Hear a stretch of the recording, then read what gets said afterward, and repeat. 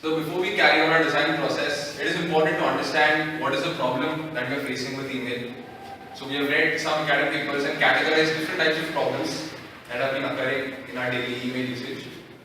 So initially, the main problem with email is we have too much work to do, too much information that is being processed every day, and how to communicate this in a much faster and efficient way. So with respect to the work we do, there is no proper email categorization. Email is not task oriented, it is just a basic listing of what thing and messages we're receiving. There is no specific personal archiving. There is also no message or way through which we can keep track of what we're doing, keep deadlines to the activities which we're performing, to certain messages that need to be reviewed. And also there is no proper window management or application switching technique which we can use in emails.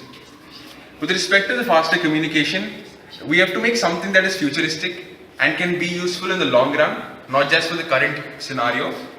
And a solution to this could be an automatic categorization which is happening these days.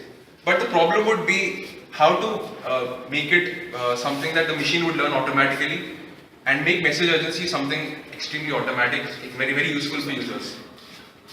A problem with respect to the information that we need to categorize would be how to process and acquire all this information that we're getting every day. Also, a very redundant and unused part of emails these days are the excessive lists, the folders, the attachments, information and the links. We have seen many cases, it's called failed folders, where people do not use folders such as important, trash, send, spam, etc.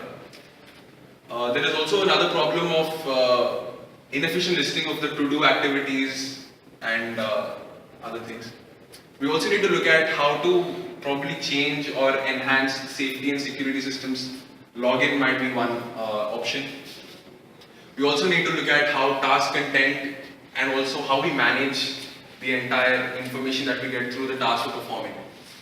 Other interesting things would be recycling our information, showing message visualizations, and also, most importantly, having a very intuitive interface.